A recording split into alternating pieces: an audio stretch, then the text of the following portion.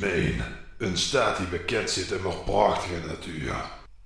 Maine is ten toes van een van de meest afgelegen bossen ter wereld. Mensen komen naar mij om te ontsnappen van een dagelijkse sleur. Maar ik zeg ook, als je hier ziet, met de vrouw en kinder, dan zie je nog een dag nog aan het sleuren. Want de kinderen op een nek zitten en de vrouw hangt door aan een boksenband. Iedere week zien we het weer gebeuren. Mensen komen hier aan te wandelen, dan hoen doet te loten en de ganse zondagmiddag kutzooi. En dan draaien ze hier de harde weg af in een van een afgerachte bak, omdat ze een luxewagen in vettig willen maken toes. In Maine geeft het letterlijk megameters aan onverharde weg die gebruikt wordt en uitsluitend gebruikt werd voor de bosbouw, de boskap. Dit zijn allemaal wegen van Staatsbosbeheer waar mij mond niemand komt, soms een jaar, en dan wordt het niet goed aangereden. En dan krijg je onvoorspelbare situaties. Je zit wel in een bruine waterplas, maar hetzelfde geldt dat ding 50 meter diep. En dan zul je jagen. En dan stoekt er nog een kop aan het stuur en dan gaat er van de zuk. En vervolgens verdrinkt het in een eigen auto. Wat is het nou, Henk? Ding doet het niet meer. Het computer zet vuur, dat mensen met een auto komen, het ding afsleert en hem wil starten. Nou, dan zit een mooi kloor hier. Dan komt een auto mens. Ja, wat wordt dat daar? En dat kudding blijven zitten? In zo'n situatie ontstaat er vaak ruzie. De ene wil blijven, de ander wil gaan lopen. Wat hier het beste is, kan ik ook zo niet zeggen. Dat hangt af van verschillende variabelen. Maar bijvoorbeeld als het toes niet goed gaat, dan blijft het toch gewoon weg. Ik had het er net nog met Dave over. Ik zeg, ik kan je niet zwemmen, want dat water stinkt naar de afwatering van een cornflakesfabriek. Tony Landine, een survival expert in de desert. Dave Canterbury, een survival expert in de bus. Dit is Dual Survival, die hele tweeën. Wat is het, jong? Zo'n smerige stek Ik liep dit. net achter Cody aan. Die hij mee toch een teken achter op de koet zitten. Zo dik is een dopmoer van M30. Ik zal maar niks zeggen. Wat jullie gewoon net in een interview zeggen? Iets over een teek? Nee, dat ging over een reek. Hoe handig dat hij zou zien met al die drug tech om die bijen te halen. Ik vind me ganz woezie. Ik weet gaan wie ik zie, wat ik hier doe. Hoe kan dat nou een keer nou?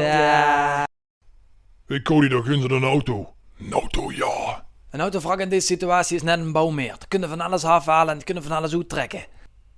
Natuurlijk moet al die eerst proberen of het ding start. Want dan krijg je dezelfde situatie als dat je toesmet dat de wasmachine het niet meer doet, maar dat de stekker er gewoon niet goed in zit. Je gaat hier dag in een of andere schulplek in de struik liggen ozelen, terwijl je gewoon in de verwarmde auto naar huis had kunnen rijden.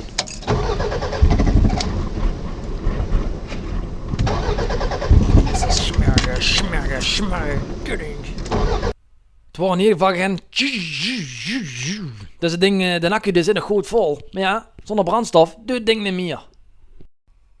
Oké, klote ding duurde niet meer, heb ik me bij neergelegd. Nou is het dus zaak dat ik even vooruit loop om te kijken wat er achter om de bocht nog allemaal is. Want voor hetzelfde geld, let door de na 73.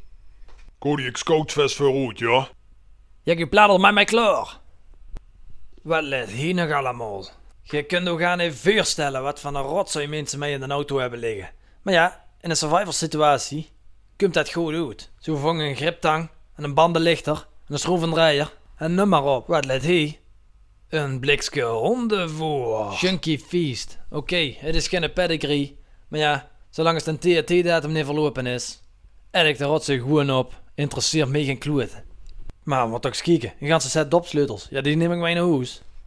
Ik zie op zich naar ieder spoor van de mens, dat kan van alles zien. Van de Gameboy tot de mensen keutel of een papierkwoord dat de kom mee hebben afgeveegd. Oh, dit is toch een rioolbuis? Die hebben ze aangelegd dat hij weg niet wegspuelt. Dat zegt mij dus dat het een belangrijke weg is. Hoi, links in de graaf zit water. Misschien zit er vis in, ik zal eens kijken. Nee, geen vis, maar ik zie wel 2 beverkeutels. Nou weet ik er zo niet zo heel veel van, maar als ik er terug achter kom dat er proteïne zit in een beverkeutel, dan greep ik het ding erin en slik het zo door. Maakt me niks uit wat Cody daarvoor zegt. Dan ga ik er eigenlijk vanuit dat als ik daar terugkom, dat Cody al een fijn kamp heeft gemaakt met een vuur, dat ik drinkwater kreeg. Godverdomme Cody, dat had ik niet fijn gemaakt. Water staat klaar. Ja, dat water heb ik fijn gezuiverd met wat houtskool van het vuur en een doek. Maar wat gebeurt er dan namelijk? Al dat schadelijke stoffen in het water die hechten zich als het ware aan de houtskool. En als je me niet gelooft, dan vraag ik me nou aan Ad. Ad? Ad wie? Ad easy. Wat zien dat eigenlijk? Hier een brok vlees. Dit is geïoniseerd vlees, zodat er meer eiwitten in zitten voor de borstkassenbouw. Ik heb trouwens toen elektrische heggeschieren gaan staan. Let in de kamer op de bank. Ik weet niet wat er in het honden voor zit. Maar na iedere hap wordt er steeds lichter in de kop. Maar ja, in een survival situatie eten wat je eten kunt. Dat dak, ach man. Hoe doen we daar aan? Killer. Schiet voor mij, het wordt mij als zwart van de ogen. Zet die pan nou neer, het je branddoodrek. Ik heb zin om dat kokend vet in uw gezicht te gooien, zal ik dat doen? Nee, want als je dat doet, dan dat is niet goed voor de ogen. En Op een gegeven moment leek het net of ik uit mijn eigen lichaam stapte. Ik stond van buitenaf te kijken hoe ik daar zat te eten. Dat was apart. Ik word hai. ik zie er volgens mij goed uit. Al in de knoers, dan moet er wat kokhalzen, man. Hé, hey, Krier, kom eens hier. Flikker op, vent, ik ga je vandaag met een eigen weg.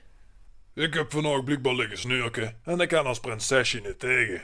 Ja nou, als je niks meer met me te maken wil hebben, dan ga ik toch goed met een eigen weg. Ik zie toch godverdomme geen stofblok op een treinstation. Als ik zo'n ontspoorde trein als Cody iedere keer op moet vangen, dan gaat er haalt zelf een stuk op achterhoede. Daar heb ik graag geen zin in. Dat hij verdomme toch schoon aan doet, dan kan hij tenminste mij. Leven zijn een hortige mens, dat is je het geweest en het zal je ook altijd blijven. Je maakt in no time een beslissing en dan gaat hij in een ad hoc werkomgeving erachter zijn doel aan. Na de middag gezegd, hebben TV Cody besloten dat ze toch beter samen verder kunnen gaan. Nou is hij op weg richting de kust voor een rescue. En ik zag tegen Ina, ik zeg, ik kan die tent zo toch niet opzetten, wat geven de laatste penis. Viel ze zo door, knieën op de grond, beuken van het lachen. Ik zeg, wat doe er nou vagina? Toen moest er nog wel lachen. Ik snap nog steeds niet waarom. Hey, hoor ik nou muziek? Oh, ik zie het al, het zijn boete speakers van Boze.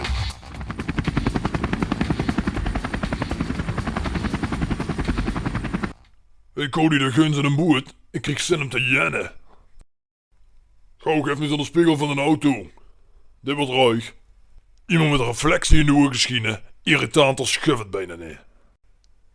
Geen slachtoffer is kilometers van mij vandaan, maar maak ook geen zorg, want dat zonlicht dat komt er al. Ha ha ha, door heb ik oh. Ha ha ha. Dat werkt echt goed, want soms gooien ze de ganse bodem en dan komen ze no. Dan moet er rennen, jong. Ik schei eruit hier, ik ga wat eten halen. Er wordt toch niks meer vandaag. Zo laat ze de mens, die wordt gevallen, dan hij beide vurtanden door de bovenlup. Dat wordt een puinplaats.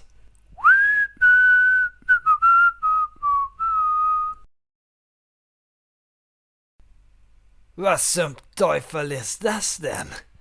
Dat is een zeeigel. Daar kun je van alles uit eten. Dat smaakt je lekker. En wat ik dan doe? Ik pak mijn mes en ik snij het bier zo op en ik peuter en purk net zo lang tot ik die neusholters van het bier hartstikke leeg kan trekken. Want die snotjes, die zijn eetbaar. En dat smaakt zout en zoet tegelijk. En ik vind dat lekker. Oké, daar zit er bijna geen voedingswaarde in. Maar dan kun je zo een oor op soebelen. En dan heb je een uur lang niet aan eten gedoog. En dan is het leven wat draaglijker.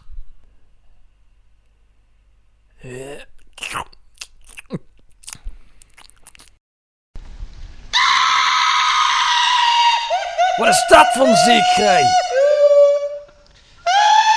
Dat is minimaal een werken.